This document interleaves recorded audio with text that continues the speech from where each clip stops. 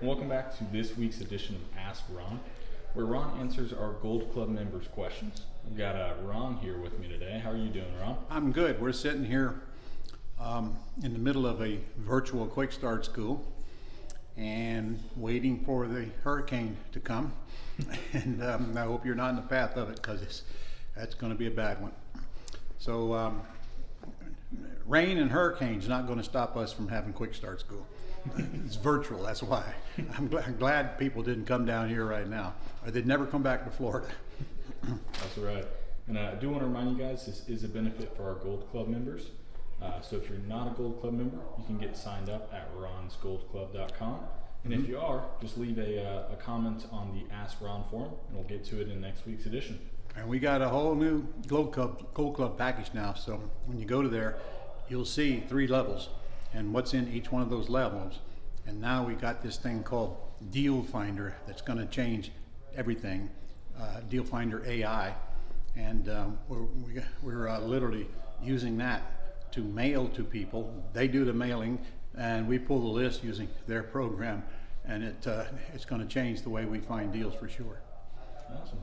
Well, the first question I've got for you, Ron, is from Robert Straker. He says, "Hey, Ron, is there such thing as a wraparound for a wraparound mortgage?" Yeah, you can do a wrap over a wrap.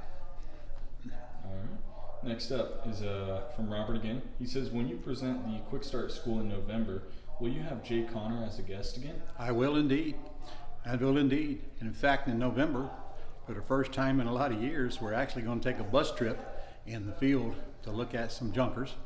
And Jay will be working one of those buses. I think we're going to need 2 buses.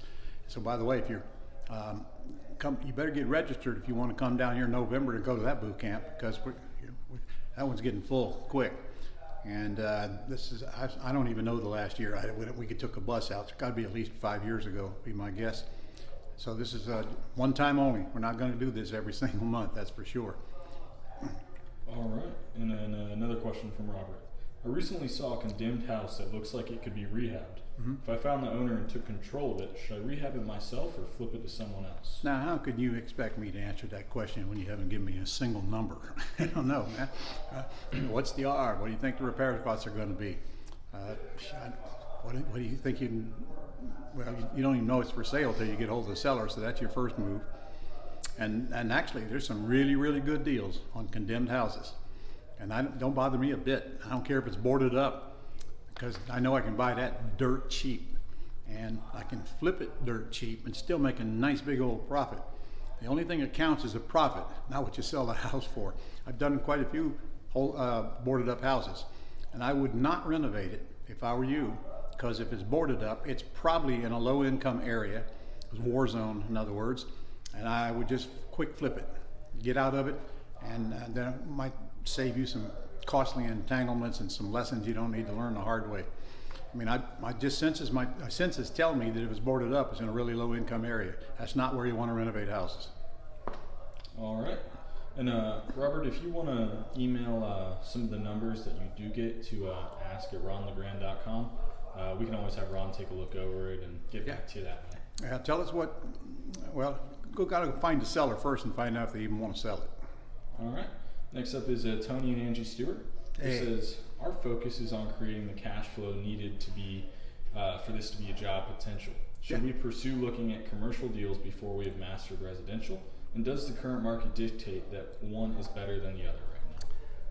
Gosh, that's a hard question to answer, Tony and Angie. Now, I'm going to see them this month, because they're one of the 5 people that won the 2-day trip down here, and we're spending 2 days with them. But I'll tell you right now, the single family house business is a whole lot easier to get into and produce residual income, and that's where you ought to focus right now. But that doesn't mean you should take your eyes off commercial deals.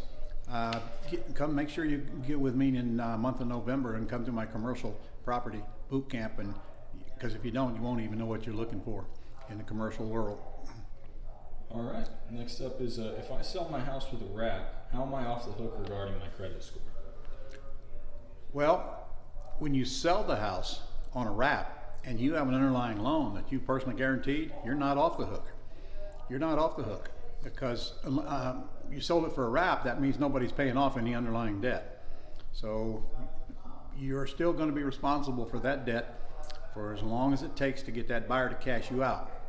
So in fact, if your underlying loan is guaranteed, I would probably be more selective on who I put in the house, because then my objective would be to cash out and get my underlying debt off my credit and get that personally guaranteed debt out of your life. In fact, you might even consider just selling it for retail price right now and getting it over with, rather than putting a tenant buyer in it. I mean, leave that up to you. But then again, I don't know the numbers, so it's a decision you're going to have to make on your own. But personally, I'd love to see you get out of that personally guaranteed debt. All right, and then last question I have for you, Ron. What should I put in an ad to get tenant buyers? Lease purchase is your headline. And then I always put there, no credit needed. This is what attracts them to call you. Our no bank qualifying is what we use. And I always like to put the area of town that it's in, that people recognize. For example, we're standing in Mandarin. Okay, anybody seeing Mandarin will know what area of town it's in. I put the number of bedrooms and baths in there. And anything like maybe it's got a pool, I put that in there. But what gets them to call is lease purchase, no bank qualifying.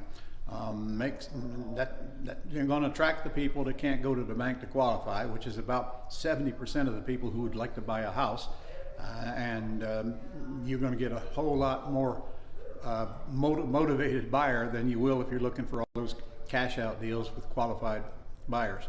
That's why we love the lease option business so well. We get all the people that can't qualify for a loan, which is a much bigger market than the people who can.